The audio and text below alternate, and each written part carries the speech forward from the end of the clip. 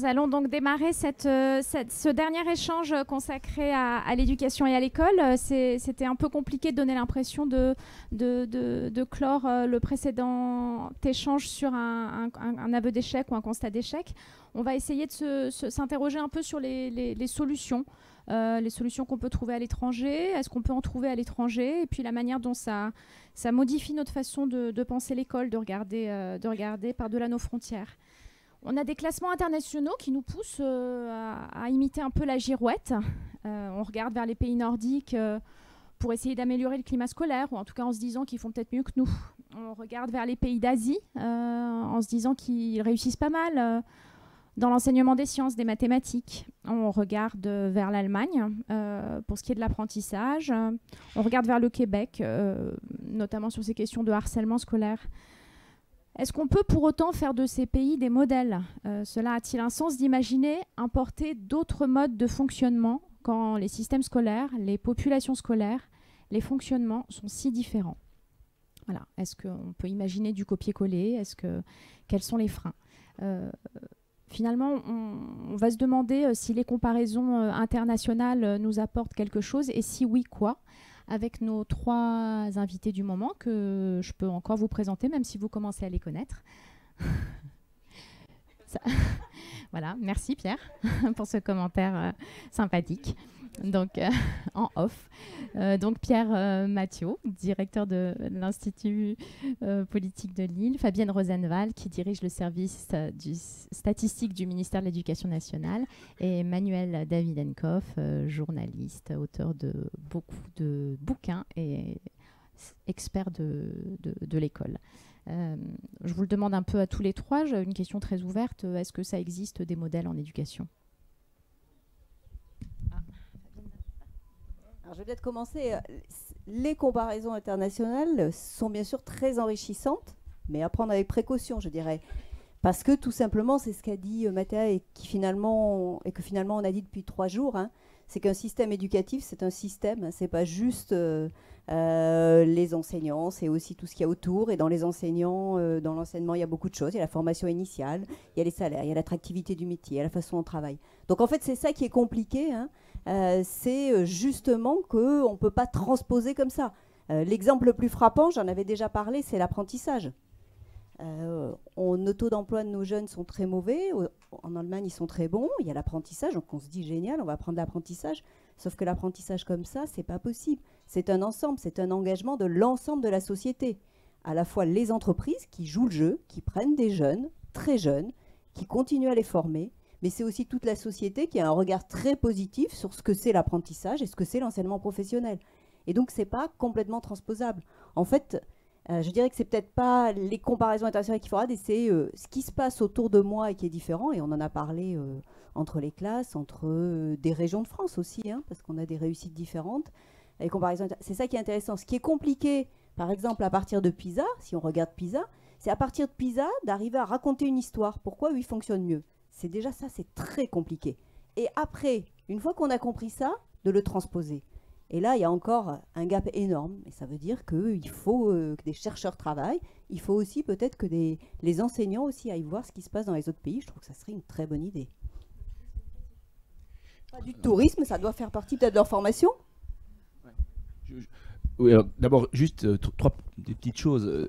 On ne parle pas ici de l'enseignement supérieur, mais c'est vrai que moi, je suis dans l'enseignement supérieur. C'est sûr que quand vous avez la chance d'aller enseigner pendant un semestre dans un autre pays, vous êtes quand même un peu chamboule, comme on dit. Alors, c'est pas du tourisme éducatif, même si c'est assez agréable d'aller enseigner aux États-Unis, mais vous découvrez des modèles d'enseignement qui sont différents, des manières de noter ou d'apprécier ou d'évaluer qui sont différentes, et quand vous rentrez, c'est assez impactant sur vos pratiques, ça vous fait évoluer, et pour le coup, vous sortez de votre zone, j'ose pas dire ça, de zone de confort, vous allez voir d'autres, ça c'est très intéressant, et c'est vrai que dans l'enseignement, pour les professeurs des écoles, où l'enseignement secondaire c'est beaucoup plus rare, malheureusement, pour plein de raisons, alors que je crois que ça serait très, très utile, première chose.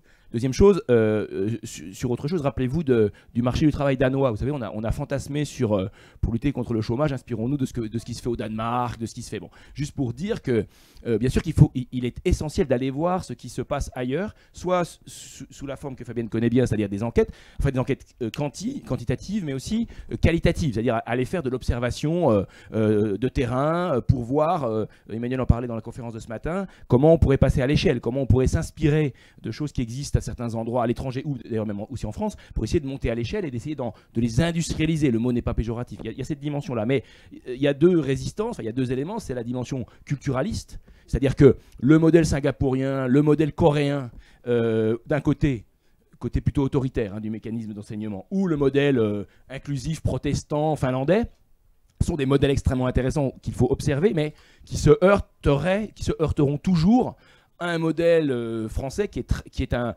mixte, disons, du couvent jésuite ou de la caserne, si on prend le lycée français, non mais c'est vrai, qui est même dans sa topographie, dans sa... oui, et donc ça veut dire qu'il faut regarder ce qui s'y fait, mais l'idée de pouvoir plaquer, de dire à la rentrée prochaine, la France deviendra la Finlande, ou la Corée du Sud, peut-être que la Corée du Sud, les profs préférés, je sais pas, mais c'est des choses qui sont complexes. Et la dernière chose, juste, je fais exprès de parler d'une expérience que vous savez sur la réforme du bac, c'est que ce que j'ai fait et qu'il y a beaucoup, mais je fais exprès pour.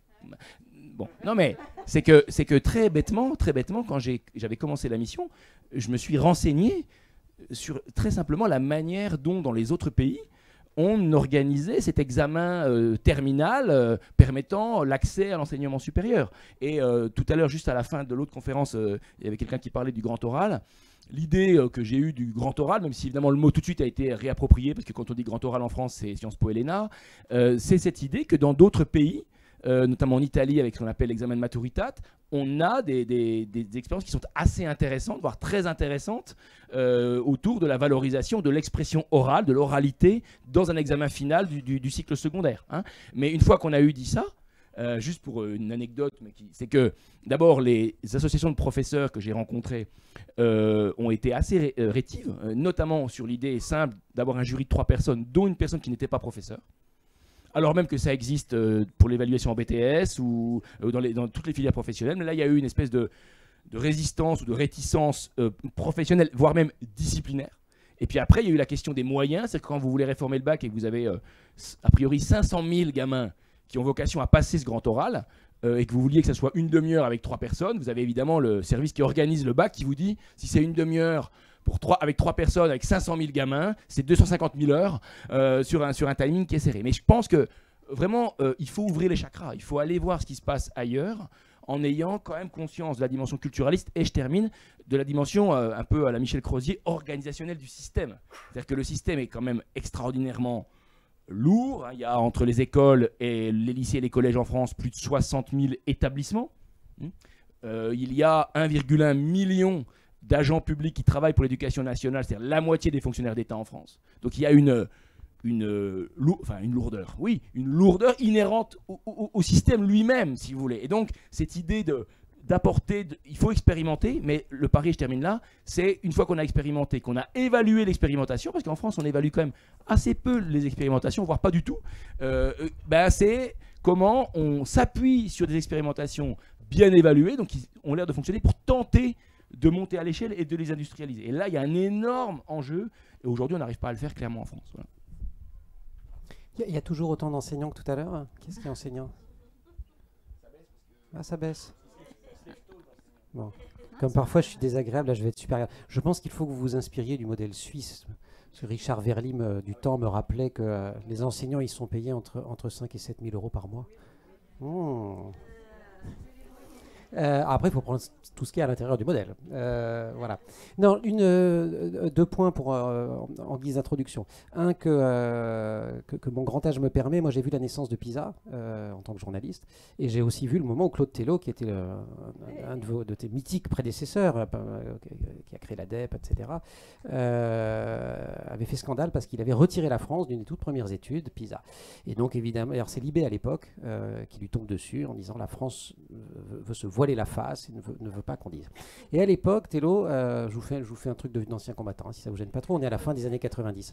Et à l'époque, Tello, qui était son caractère, convoque, il n'y a pas d'autre mot, 4 journalistes. Il y avait une journaliste de l'Obs, on est le nouvel observateur à l'époque, il y avait une journaliste de TF1, il y avait une journaliste du Monde, et moi-même qui à l'époque était à France Info. Et le deal, c'était, je vais tout vous expliquer, mais il faut que vous me prévoyiez 3 heures. D'accord, donc on se pointe dans un établissement, le tout assez sécurisé d'ailleurs. Il nous enferme dans une pièce avec PISA, le test. Et il nous le fait passer. Alors pas l'intégralité, c'était plus long, mais une bonne partie du test. Ensuite, il nous fait poireauter pendant le temps de corriger. Et il arrive et il dit, sur les 4, donc je vous rappelle, TF1, Le Nouvel Obs, Le Monde, France Info, si on retient la définition de PISA, il y a 50% d'illettrés.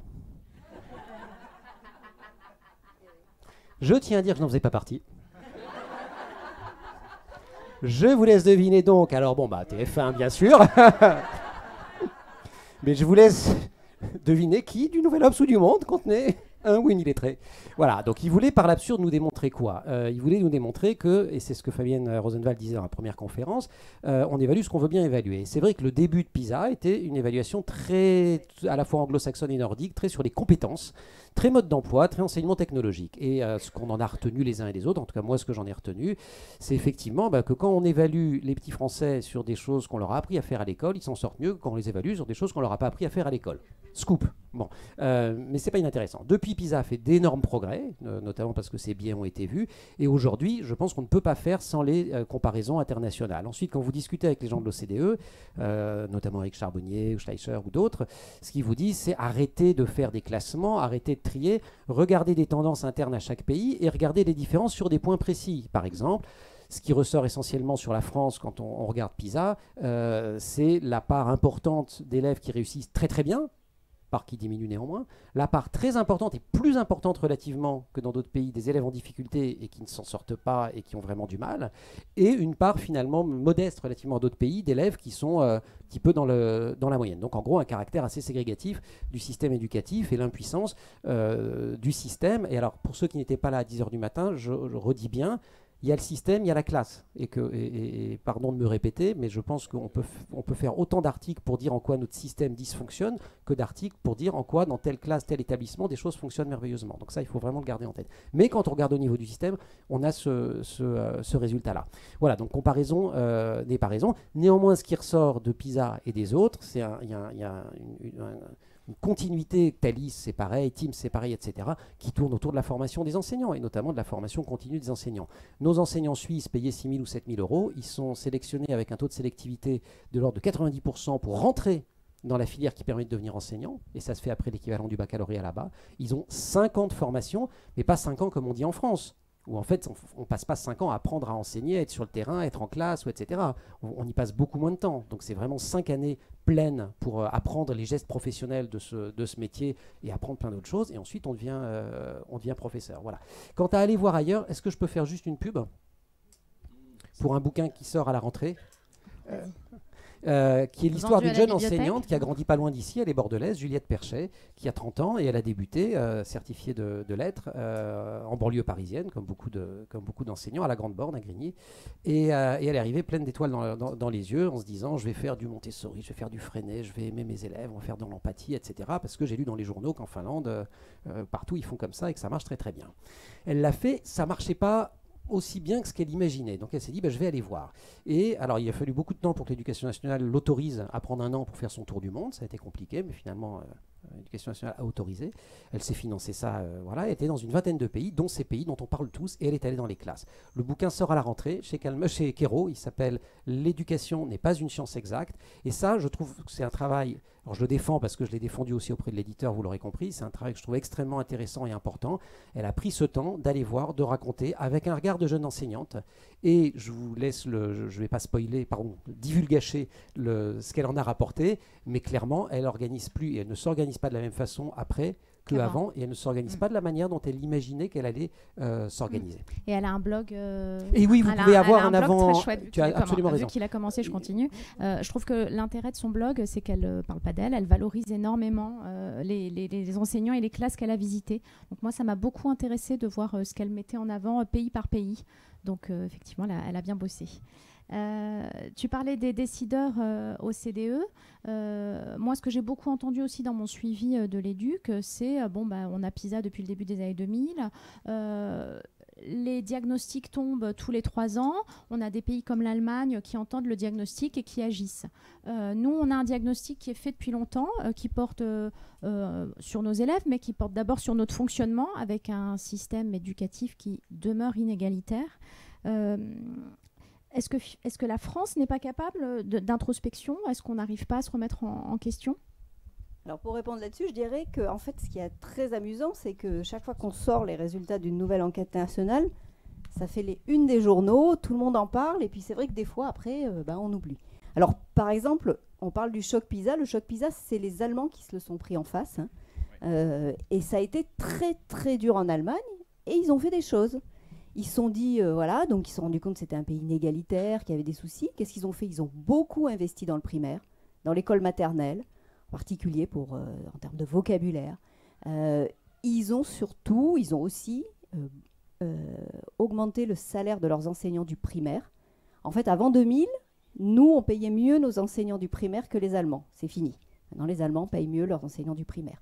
Ils ont aussi fait une école de toute la journée. Avant, en Allemagne, c'était fini. En fait, on ne voyait plus l'enfant l'après-midi à partir de 13h. Et en fait, pendant tout le reste de sa journée, il n'entendait plus parler de ce qu'il avait fait à l'école. Au moment où on apprend à commencer à lire et à écrire, c'est très important qu'il y ait une continuité. Donc ils ont arrêté ça, ils ont fait une présence à l'école. Ils ont mis en place plein de choses. Ils ont aussi joué entre la déconcentration et la centralisation. Vous savez qu'ils travaillent par Länder, donc pour eux c'est compliqué. Mais ils ont quand même réussi à mettre en place un socle de compétences, un objectif en fait pour les élèves qui soit commun à tous les Länder, tout en leur laissant de l'autonomie pour le mettre en place. Mais l'idée, c'est qu'on se réfère aux mêmes choses, parce qu'on peut, si on est dans son coin, au bout d'un moment, on ne voit plus où on en est. Et finalement, ils ont réussi à remonter. Même si sur les inégalités sociales, ils n'ont pas autant réussi à les réduire qu'ils voulaient, mais ils ont quand même... Et donc, ils ont beaucoup investi. Ça a été très fort. Enfin, je pense que les journalistes doivent s'en rappeler de ce côté-là. Ah bah, c'est énorme. Ensuite, il y a des choses qui sont transférables quand même d'un pays à l'autre. Je vous donne juste un tout petit exemple d'un truc que j'ai vu aux États-Unis dans un collège-lycée à Mountain View, la patrie d'Apple. Les cours s'arrêtent assez tôt, vers 14-15 heures, c'est terminé. Après, il y a des activités. Dans le CDI, là-bas, le CDI est ouvert. Et un fil court tout le long du CDI, en hauteur, sur lequel il y a des chevalets, avec les noms de personnes qui sont en fait des parents ou des grands-parents, et le nom de discipline et de niveau. Donc si je vous le traduis en français, ce serait par exemple, je ne sais pas, Robert, français, classe de 4e, par exemple. Les parents qui le peuvent viennent dans l'école à ce moment-là, l'après-midi, ils prennent leur chevalet, il y en a des dizaines et des dizaines, ils le posent sur une table. Pendant ce temps, ils lisent un bouquin, ils font leur mail, ils font ce qu'ils veulent. Et les enfants, les élèves qui arrivent petit à petit ont la possibilité de venir faire leurs devoirs sur cette table-là et de poser ou pas des questions à ses parents. Voilà. Ça coûte rien, si ce n'est, si on veut le transposer en France, l'idée qu'un parent pourrait rentrer dans un établissement scolaire, mettre les pieds dans un... Ok, je termine pas. Voilà, et que le CDI soit ouvert. Alors, excellent point, absolument. Et le deuxième point, on parle des salaires des enseignants, on parle de la formation. Ce qu'on voit aussi, alors dans beaucoup de pays, ce que font, et c'est pour ça d'ailleurs que tous les ministres vous tannent avec l'autonomie, ce que des établissements, ce qu'on voit dans beaucoup de pays où les évaluations sont bonnes, c'est effectivement qu'il y a cette unité, cette entité de l'établissement qui est l'entité de base où les choses se passent et qu'il y a la possibilité d'organiser à la fois avec un cadre national, mais quand même d'organiser les choses pas exactement de la même manière dans tel établissement ou dans tel autre. Et ce qu'il y a aussi, c'est qu'il n'y a pas que souvent des enseignants et un petit peu de monde pour la vie scolaire, mais de préférence pas trop, plus l'administration et encore avec une équipe de direction où l'intendant ne fait pas toujours partie de l'équipe de direction. Enfin ouais, voilà. Il y a tout on dirait un back-office, un appareillage autour de gens qui vont aider les enseignants, de gens qui vont aider à la vie scolaire, de gens qui vont s'occuper aussi des problèmes de médecine, qui vont s'occuper d'assistanat social, qui vont etc. etc. On considère que l'enfant, l'adolescent qui arrive dans l'établissement, c'est pas, il ne se note pas complètement ses oripeaux d'enfant total pour devenir un élève quand il rentre dans la salle de classe, dans l'école, il est élève dans la salle de classe, mais quand il rentre dans l'établissement, il arrive avec ses problèmes, il arrive avec plein de choses. Et on va essayer de s'occuper globalement, et on ne va pas tout demander aux enseignants. C'est-à-dire qu'il y a des choses, on considère que d'autres personnes peuvent s'en occuper. Donc il y a aussi tout cet appareillage-là qui est absolument fondamental, qu'on trouve assez peu dans l'enseignement, qu'on ne trouve pas. Allègre a fait un terrible sur un point qui était l'expression mammouth, qui donne l'impression que l'éducation nationale, c'est plein de monde. C'est pas vrai. C'est une administration sous-dotée et sous-administrée. Sous-administrée, c'est complètement fou. Et c'est très français. Et c'est pareil dans l'enseignement supérieur. Quand vous allez dans les universités françaises, elles sont largement sous-dotées en personnel administratif. Alors que quand vous allez par exemple au MIT, à Boston, vous avez 12 000 étudiants et vous avez 12 000 ce qu'ils appellent faculty members, en gros des gens qui s'occupent des étudiants, un pour un. C'est juste absolument impensable pour la France. Mais parce qu'on va considérer que si on veut que les enseignants fassent correctement leur travail, eh ben, il y a un tas de tâches dont il ne faut pas qu'ils aient à s'occuper pour qu'ils puissent se concentrer sur ce qu'ils ont à faire et sur leurs relations avec les élèves et les étudiants. J'ai encore fait trop long, je me tais, salut. Moi, ce qui me frappe dans les comparaisons internationales, c'est que finalement, on compare les enseignants, les écoles, et on ne compare pas les publics d'élèves. C'est-à-dire qu'on met assez peu souvent en avant cette spécificité de notre choix d'école, qui est un choix politique, hein, de démocratiser et d'accueillir sur nos bancs pour transmettre un socle commun, en principe, tous les élèves jusqu'à 16 ans. Est-ce que ça, c'est une spécificité ? Comment on le prend en compte, en fait ? Alors d'abord, dans le système français, il ne faut jamais l'oublier, il y a 20% des élèves qui sont dans l'enseignement privé, sous contrat. Parce qu'il y a aussi du privé hors contrat qui est en train de se développer, mais c'est la ligne de trait, comme on dit. Voilà, mais bon, l'enseignement privé, c'est 20%.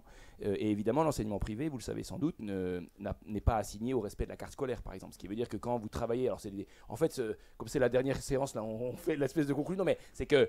Non, mais moi, je suis en train de mener une enquête. Fabienne participe au groupe de travail sur la réussite des élèves dans la diversité des territoires. Donc, quand vous posez la question qu'on a abordée hier ou avant-hier de la mixité, par exemple, dans d'autres pays, la question ne se pose absolument pas. On est le seul pays dans lequel il y a une politique d'éducation prioritaire, avec des moyens spécifiques, parce que légalement, c'est le seul moyen qu'on ait de donner plus, si vous voulez, le seul moyen qu'on ait légalement de donner plus de moyens à ceux qui ont moins, c'est de faire une politique spécifique, sinon le Conseil d'État casse. Le seul moyen qu'on a de donner une prime particulière à un prof qui est en REP+, c'est qu'on a une liste des établissements REP+, qui est arrêtée par le Conseil d'État. Sinon, légalement, un prof qui ne serait pas en REP+, qui serait au lycée Henri IV, pourrait dire c'est pas normal que j'ai pas la prime qu'a le prof qui est à Grigny à la Grande Borne. Voilà, donc ça rigidifie le système. Hein. Moi, c'est la mission que je mène en ce moment. Je peux vous dire que quand vous êtes là-dedans, c'est quand même, alors c'est pas le mammouth, tu as raison Emmanuel, mais c'est quand même très rigidifié en réalité, les politiques indemnitaires du système qui font que quand un collège ne va plus être labellisé parce que son public est devenu socialement plus divers, etc. On va mettre en place des clauses de sauvegarde qui vont faire que les profs, par exemple, vont continuer à toucher la prime pendant 3 ou 4 ans. Et on va éteindre la prime progressivement. Donc, ça veut dire que cet argent va être mangé là, à la place qu'on puisse le donner à d'autres établissements. Mais bon, donc c'est vrai. Donc, il y a le privé. Ce qui veut dire que quand vous voulez faire une politique de mixité sociale, Fabienne l'a dit plusieurs fois déjà, on sait, toutes les enquêtes internationales le montrent, même si c'est contre-intuitif pour beaucoup de personnes, c'est que la mixité sociale des établissements et dans les classes, ça marche pour l'ensemble des gamins. Attention, pas simplement pour les moins bons, pour l'ensemble des gamins. C'est totalement contre-intuitif. Quand vous dites ça dans une ville, à Rive-de-Gier ou à Toulouse ou à Nîmes, et que vous allez, ou à Paris, dans le 18e arrondissement, et que vous faites des rencontres avec des parents d'élèves et des profs pour leur dire on va réviser la carte scolaire pour faire en sorte qu'il y ait une vraie mixité. Il y a une rébellion dans la salle. Hein.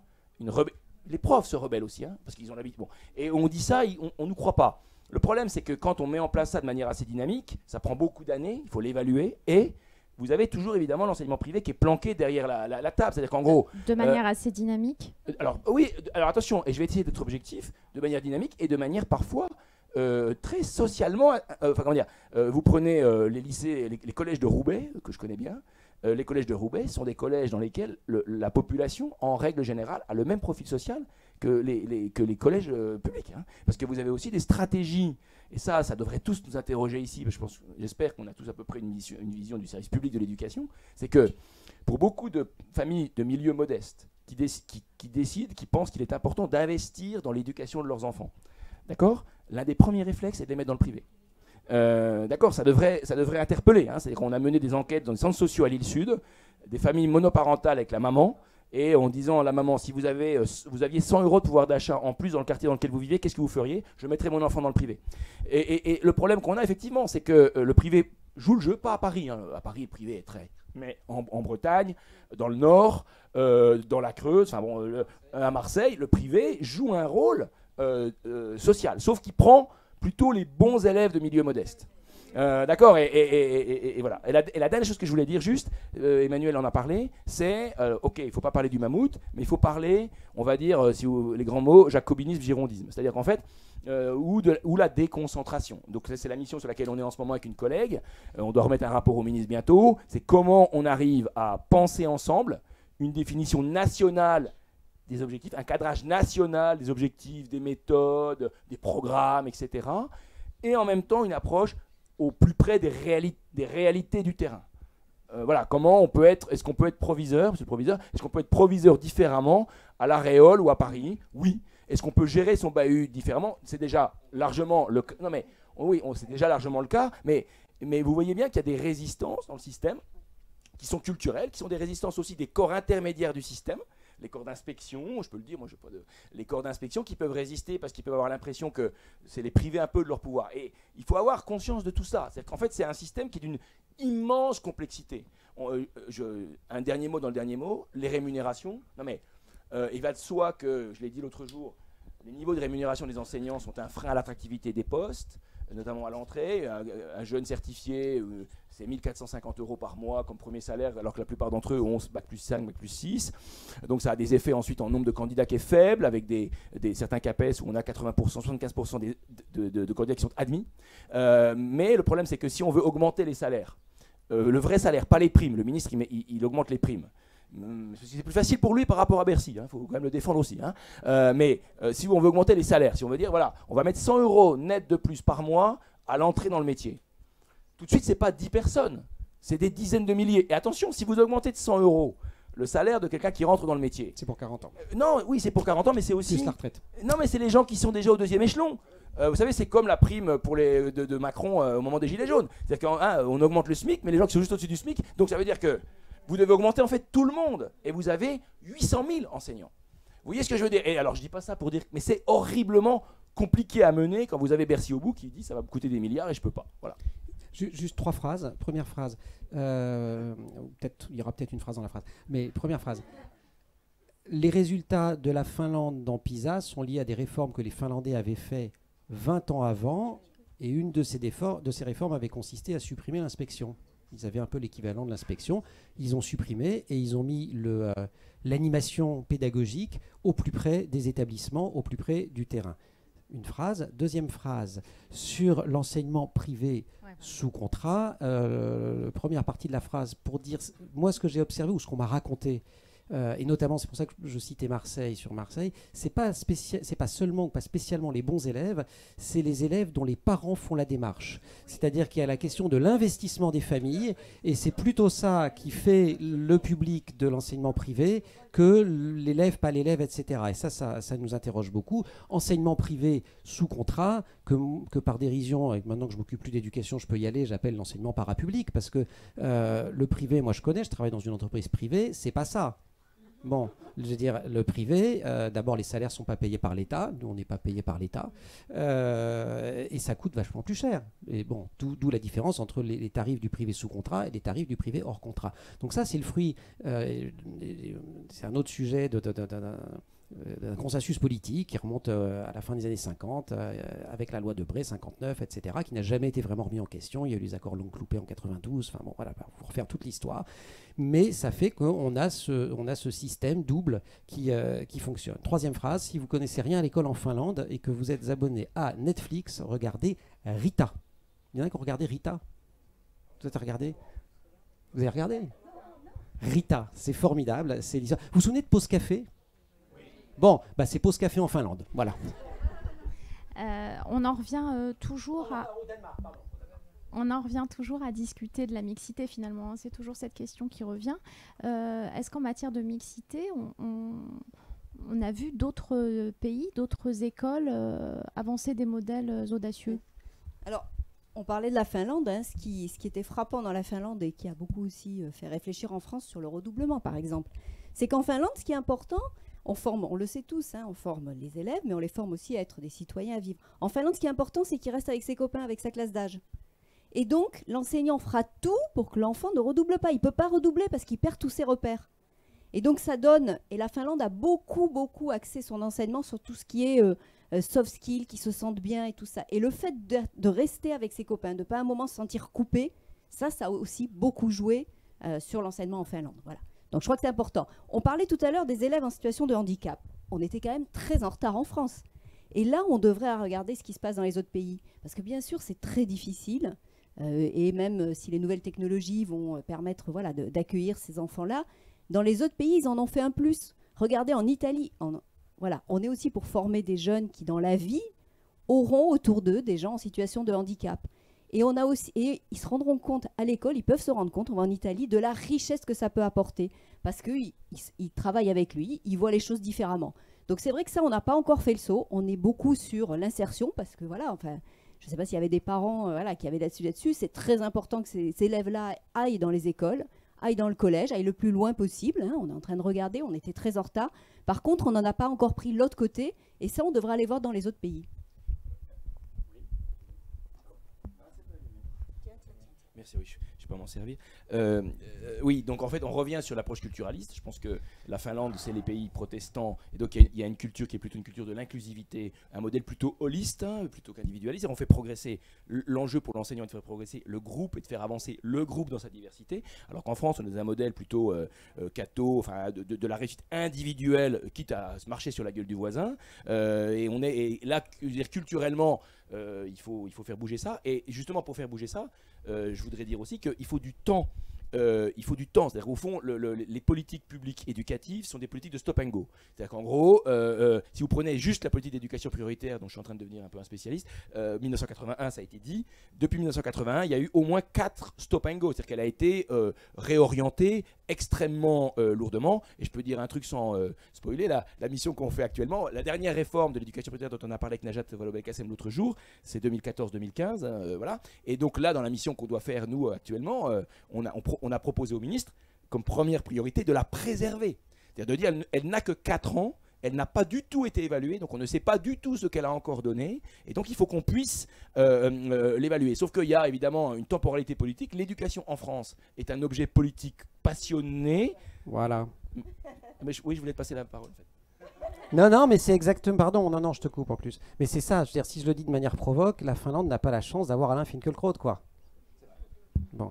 Donc si je le dis moins provoque, il y a un débat structurant en France que vous connaissez sur des différents regards sur ce que doit être l'école, qui est structurant mais qui est aussi hyper bloquant et qui rend les choses complexes. Et vous n'avez pas, quand vous allez à l'étranger, vous avez évidemment des débats autour de l'éducation, mais vous n'avez pas une telle violence du débat. Pourquoi ? Parce que l'école en France est la République, enfin l'école est fille de la République est fille de l'école, et ça s'est construit de manière extrêmement intime, et vous n'avez pas forcément le même lien, la même intimité du lien, le même attachement dans les autres pays, ce qui simplifie quand même 2-3 conversations. Alors je rebondis, vous avez vu, on a l'habitude. C'est que, alors si on prend par exemple, si on prend PISA, tout à l'heure Fabienne et Mathé en parlaient de PISA en Allemagne.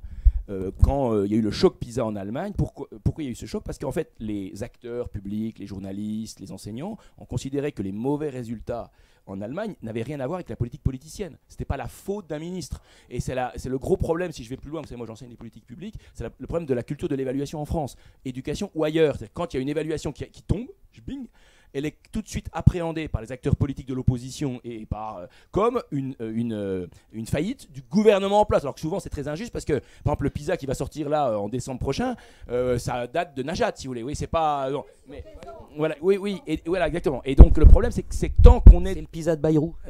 Voilà, c'est PISA Bayrou. Oui, François, le François Bayrou. François, tu sais l'ancien ministre de la Justice. Et donc, pas longtemps. Mais un voisin, il n'est pas très loin d'ici. Ouais. Mais non, mais vous voyez ce que je veux dire, c'est qu'en fait, là, l'enquête qui va tomber en décembre prochain, moi, je peux vous dire qu'au cabinet du ministre, ils sont en train de préparer les éléments de langage. Non, mais parce que tout de suite, ça va être politisé au sens plutôt négatif du terme. Il faudrait que ce soit politisé au sens positif. On n'est pas bon. Enfin, on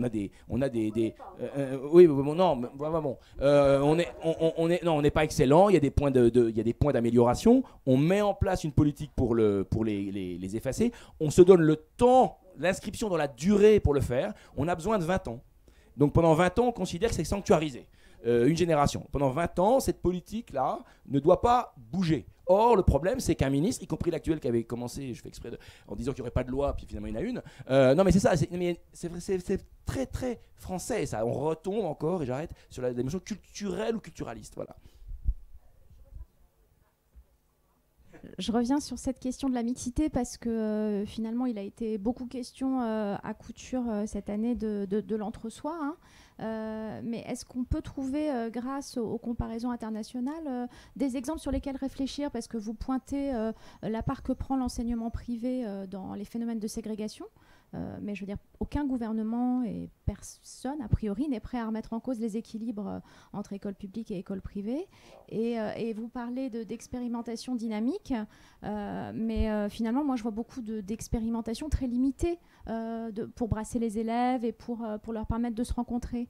Est-ce qu'on peut utiliser... est-ce que d'autres pays ont su faire? Est-ce qu'il faut assumer des politiques de quotas? Est-ce qu'il faut assumer du busing? Est-ce que... En fait, il faut d'abord essayer de comprendre pourquoi on n'a pas de la mixité dans nos établissements scolaires. C'est ça qui est important. C'est pas juste l'école qui fait la non-mixité. C'est la ségrégation résidentielle d'abord, voilà, c'est bien. Presque les 2/3, c'est la ségrégation résidentielle. Donc dans les autres pays, les expériences, sur la mixité, elles dépendaient du sujet. Si c'est le sujet logement, alors il y a un très bon film, c'est quoi? C'est celui qui commence à construire... Vous avez compris que je passe ma vie à regarder des trucs sur Netflix, vous. C'est quoi? C'est un truc avec héros dedans. Et en fait, il décide de faire de la mixité en termes de logement dans sa ville aux États-Unis. Bon, à la fin, il se suicide parce que voilà, c'est épouvantable. Voilà. Je sais plus quoi. Donc voilà. En fait, il faut à chaque fois. C'est pour ça qu'on peut pas complètement transposer, parce que dans les autres pays, la non-mixité peut être due à d'autres choses. Nous, elle est due à la ségrégation et au privé.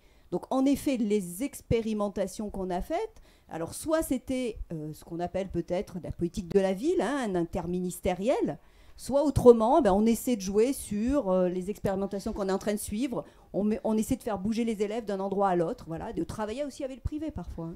Mais moi j'ai un exemple sur le Colorado, j'essaye d'être international là, puisque c'est le thème et qu'en plus c'est marqué derrière, qui est assez connu aujourd'hui, qui s'appelle le Perry Preschool Project, le projet d'avant-scolarisation Perry, qui est un projet qui a été lancé, je crois, dès les années 50. Si ce n'est pas 50, c'est 60. Dans le Colorado, leur hypothèse a été on va essayer de mobiliser toutes les politiques publiques qu'on peut mobiliser pour des enfants dont... Alors ça, après, c'est pas politiquement correct français du tout, mais pour les enfants dont on fait l'hypothèse que, vu l'endroit où ils sont nés, vu le milieu dans lequel ils sont, ça va pas se passer bien. Alors ça, en France, on n'a pas le droit de le dire, parce qu'on n'a pas le droit de faire statistiques ethniques, on n'a pas le droit de dire qu'il y a du déterminisme, sinon tout le monde m'auto-créneau en disant « Ah, mais la liberté de... » etc. Bon voilà, là-bas, ils n'ont pas ce genre de prévention, pour le meilleur et pour le pire d'ailleurs, mais enfin bref, ils l'ont fait. Et donc, ils ont identifié ces enfants.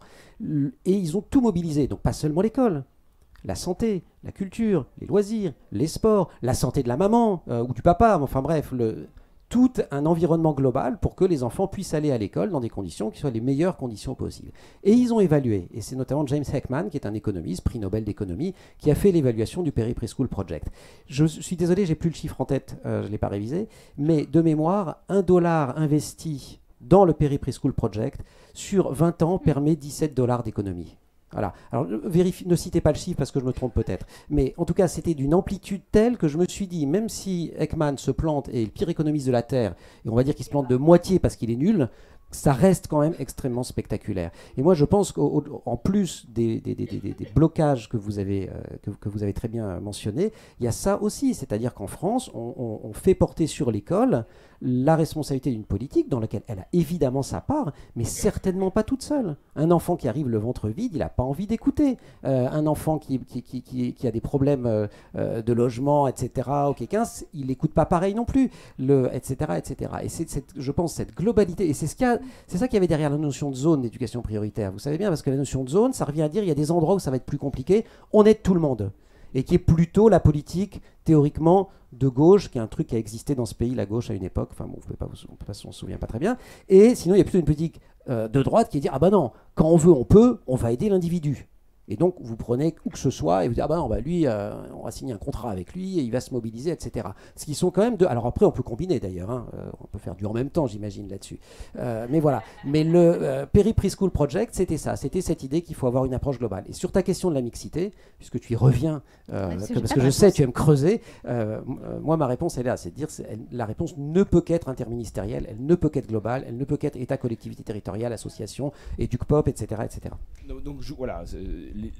Le rapport qu'on prépare, qu'on a fini d'ailleurs, on insiste sur le fait qu'il faut que la politique d'éducation prioritaire, donc en fait la politique de mixité, pour le dire autrement, il faut qu'elle soit une politique interministérielle. Je prends juste un exemple que certains d'entre vous, ceux qui sont enseignants connaissent. Les programmes de réussite éducative, les PRE qui existent, vous savez, gérés par des villes, sont en fait financés par le Commissariat général à l'égalité des territoires, qui dépend d'un autre ministère, qui dépend du ministère de l'aménagement du territoire. Ce qui fait que quand nous, on dit il faudrait qu'il y ait un lien plus fort avec les profs, c'est pas le même ministère, donc c'est pas les mêmes sources de financement, ça passe par les communes et pas par l'éducation nationale. Donc vous voyez, vous avez un système en cylindre ou en silo, alors qu'il faudrait faire de l'interconnexion. La politique en France, c'est ce qu'on appelle un carroyage. Le territoire national est découpé en carreaux qui, grâce grâce aux nouvelles techniques satellitaires, font que c'est à 100 mètres.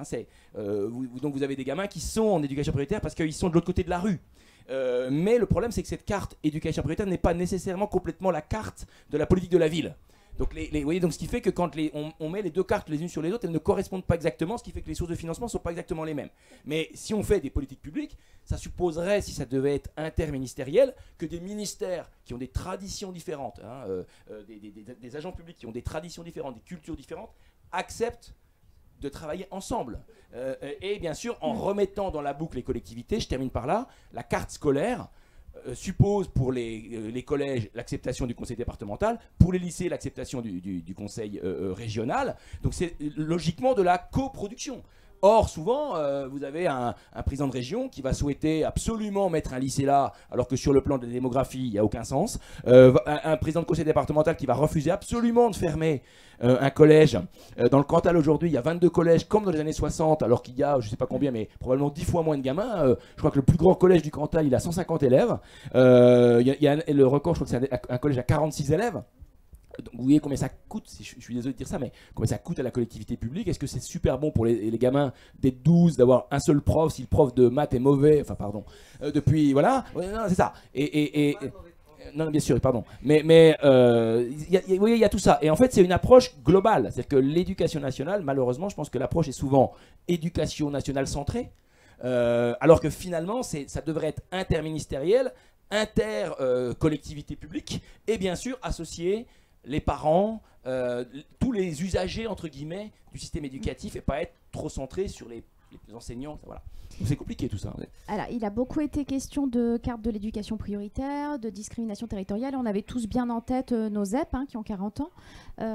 Finalement, je ne crois pas me tromper, les établissements ruraux et les écoles rurales n'en font pas partie.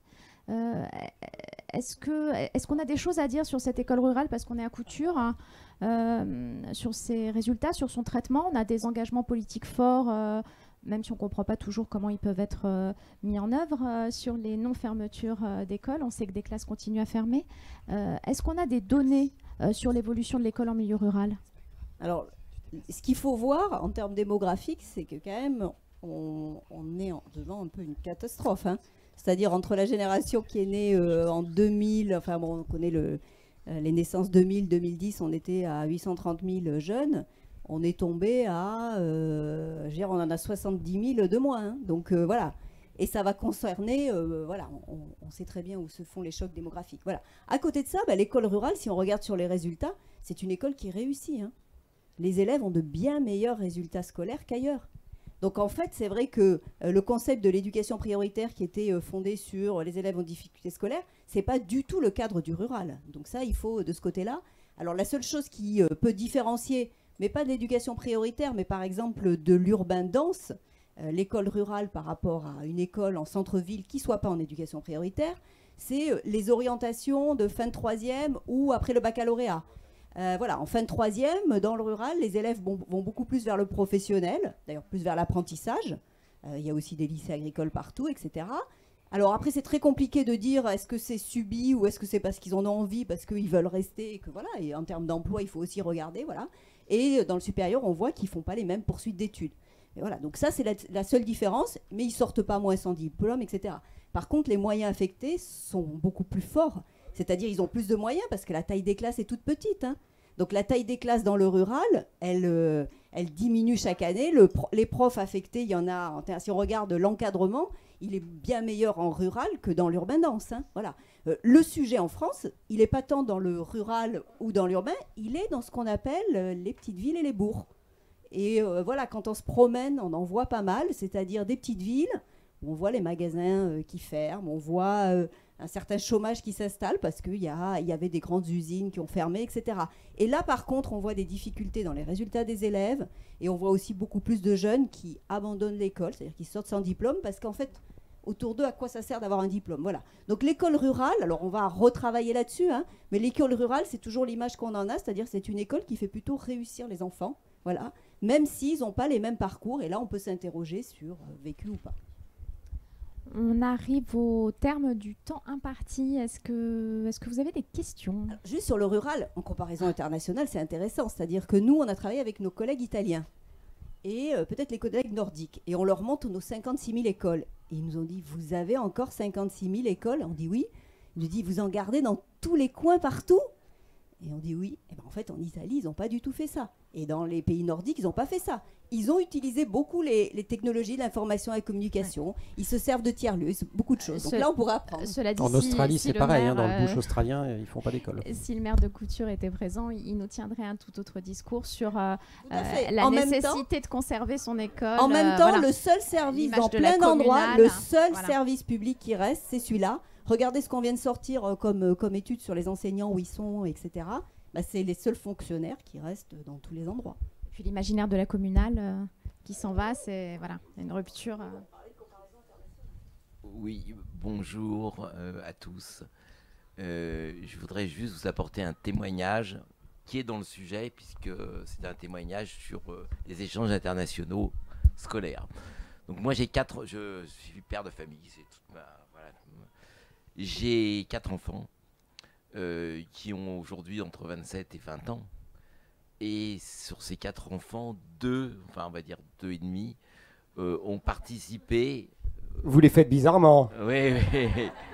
Non, mais je peux vous expliquer pourquoi le demi après. Ont participé à des échanges internationaux. Donc je ne veux pas tirer de conclusion sur la constatation des échanges, je voudrais juste vous expliquer comment ça s'est passé. Moi, je suis issu d'un milieu rural. Ils ont été dans une communale d'un village de moins de 300 habitants et ensuite dans des collèges d'une ville de moins de 50 000 habitants. Et 2 de mes enfants ont fait un échange avec le Canada. Alors, je laisse à chacun le soin de juger de la qualité de l'intégration des élèves du Canada dans leur système économique. Je veux rien rajouter là-dessus. Chacun doit avoir une idée là-dessus. Ce que j'ai juste constaté, c'est que 2 de mes filles sont parties au Canada pendant 3 mois. Et on a accueilli des Canadiennes pendant 3 mois. Mes filles ont été totalement intégrées à l'école canadienne. Enfin, au lycée, si on prend l'équivalent français, au lycée canadien. Les Canadiennes n'ont été absolument pas intégrées dans les lycées français.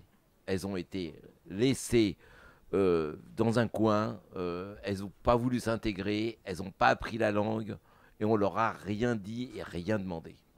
Voilà.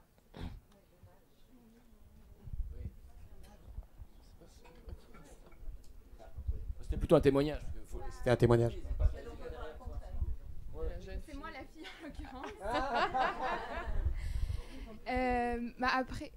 Après c'est des cas différents parce que pour le coup j'ai une amie aussi là, on est partis ensemble et il y a des personnes qui sont plus ou moins intégrées dans leur lycée canadien, mais c'est vrai que le système est extrêmement différent et que nous quand on est allé au Canada on s'ennuyait jamais par exemple parce qu'ils ont un système totalement différent qui ressemble un peu à ce qui est en train d'être mis au lycée au bac, enfin on trouve.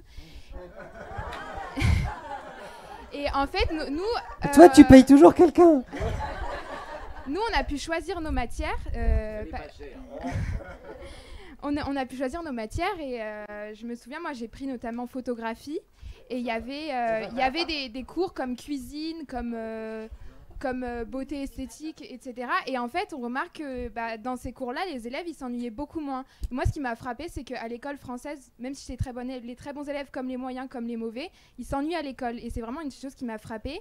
Et quand on va voir dans les options, l'art plastique, les choses que les gens choisissent, ils s'ennuient beaucoup moins. Et après, ça dépend souvent du charisme du prof, parce qu'on a eu des profs géniaux où on disait on s'ennuyait jamais. Et on a remarqué, mais même que soit avec les cours qu'on choisissait, on s'ennuyait moins, et soit avec la manière dont c'était enseigné aussi, moi je me souviens, c'était beaucoup plus ludique par exemple en cours d'histoire. Le prof, pour nous expliquer la guerre froide, il nous a dit levez-vous, vous allez d'un côté, vous allez de l'autre, et là vous êtes l'Allemagne coupée en deux, vous êtes Berlin coupé en deux, vous n'avez plus le droit de vous voir, et ça nous mettait directement en situation. Et c'est vrai que pour répondre à ce que disait mon père, quand les Canadiennes viennent en France, pour elles c'était horrible l'école, c'était de la torture tous les jours. Non seulement elles comprenaient mal la langue parce qu'elles n'avaient pas un bon niveau de français, et en plus c'était des cours quasi magistraux, et c'était un système d'enseignement qui est totalement différent. Et c'est vrai que nous, en revenant, on s'est dit effectivement l'école française peut prendre exemple sur l'école canadienne sur certains points. Alors, je vais juste ajouter une chose purement pratique. C'est une réunion de famille en fait, on vous explique. Pas du tout, juste une je vais chose donner purement aussi pratique. la parole au chef d'établissement. Dans les collèges canadiens, on arrêtait les cours à 15 heures. En France, les élèves, c'était 8 heures du matin, 18 heures. Est-ce que je peux demander le nombre d'élèves par classe équivalent? En fait, c'est un peu différent. C'est variable.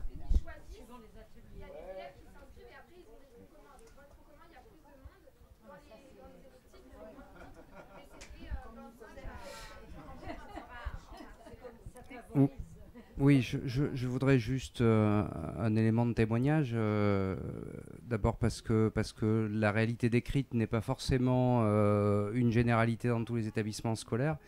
Mais je crois que la question de l'accueil et du partage de gens issus d'une autre culture, c'est aussi quelque chose qui s'apprend.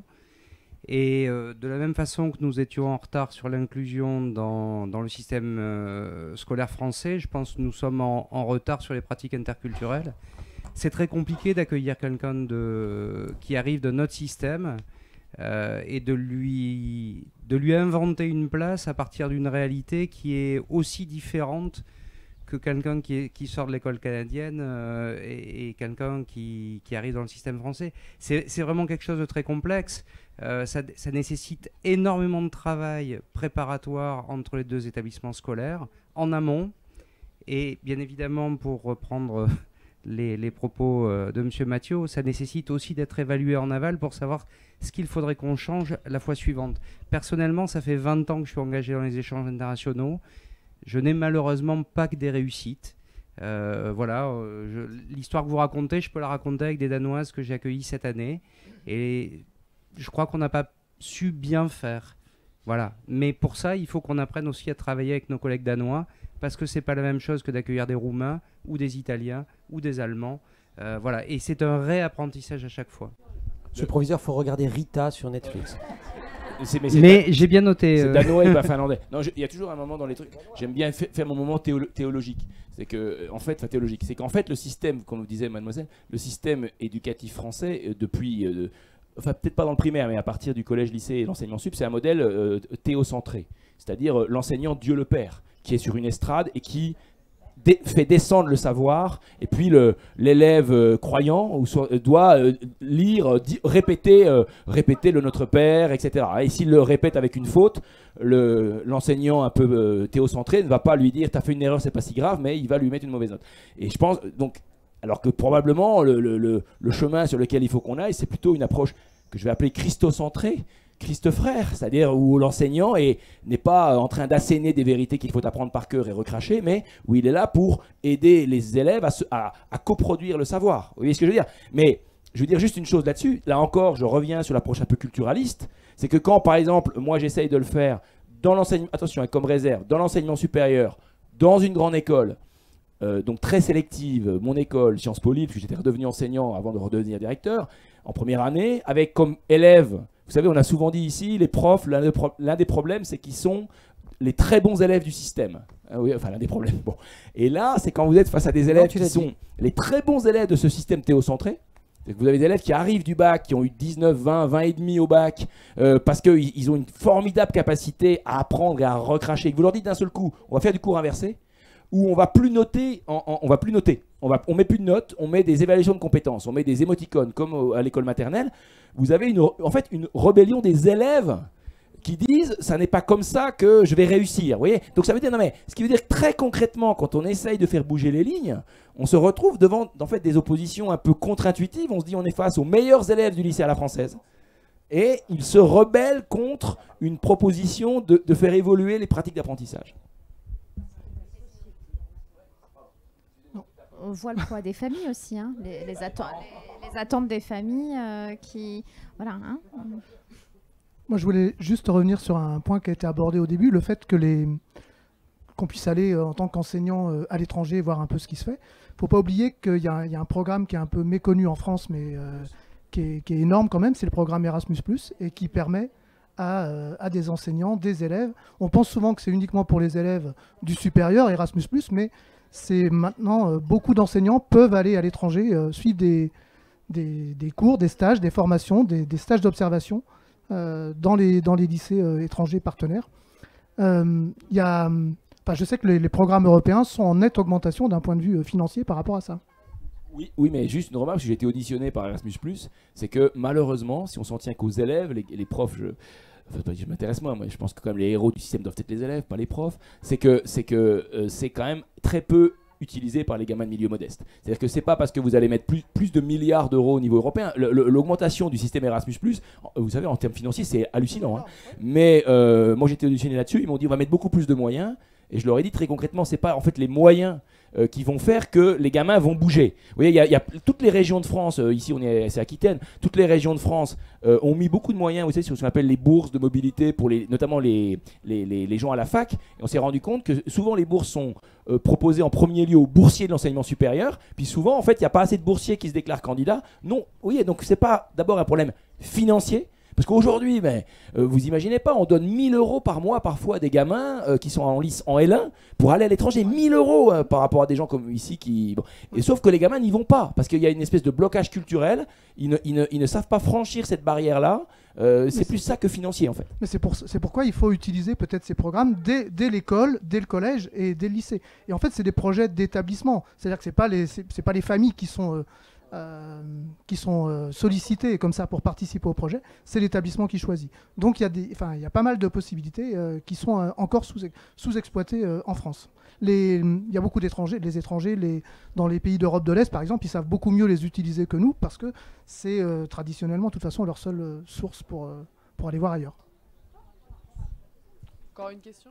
On a aussi une question d'une jeune femme derrière. Mais oui, on peut prendre encore 2 questions puis on va arrêter. Bon, une autre jeune femme alors.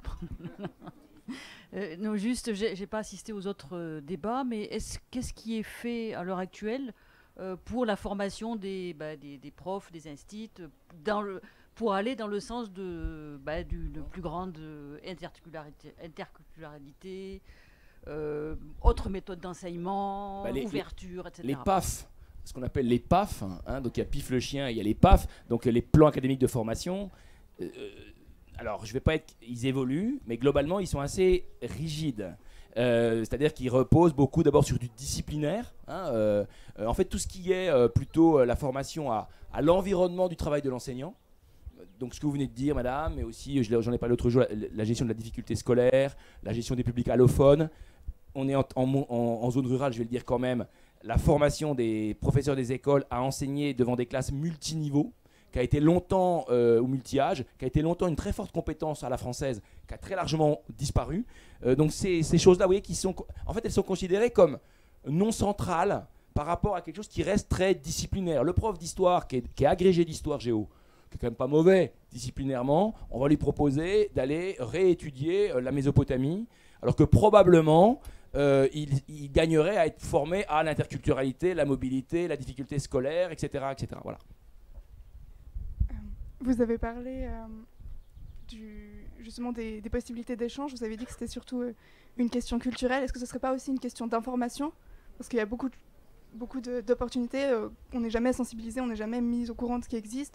Et en tant qu'élève et qu'étudiante, il n'y a pas d'information en fait si on ne connaît pas le système.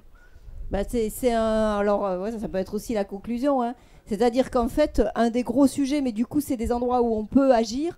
C'est-à-dire que les élèves, selon leur choix, selon leur territoire, selon leur sexe aussi, les filles et les garçons, ne font pas les mêmes choix à compétences équivalentes. Et donc ça donne plein de choses pour agir. Pierre pourrait en parler, hein, tout ce qui est cordée de la réussite, parcours d'excellence. L'idée derrière, c'est bien de leur dire, il existe des choses et tu peux. C'est d'accompagner tout ça. Et donc tout le travail aussi sur l'orientation, mais sur tout le reste, parce qu'on sait qu'on n'est pas tous informés pareil, et ça donne... enfin, en termes d'effet d'accélération, c'est énorme. Et là, on peut faire des choses. C'est fini? On va arrêter en fait. Alors, on a déjà débordé d'un quart d'heure. Je voudrais vous demander une chose, c'est qu'elles le feront jamais. Il y a 2 personnes qui ont travaillé depuis des mois pour vous proposer cette série, c'est Lucie et Mathéa. Et donc j'aimerais que vous finissiez en les applaudissant.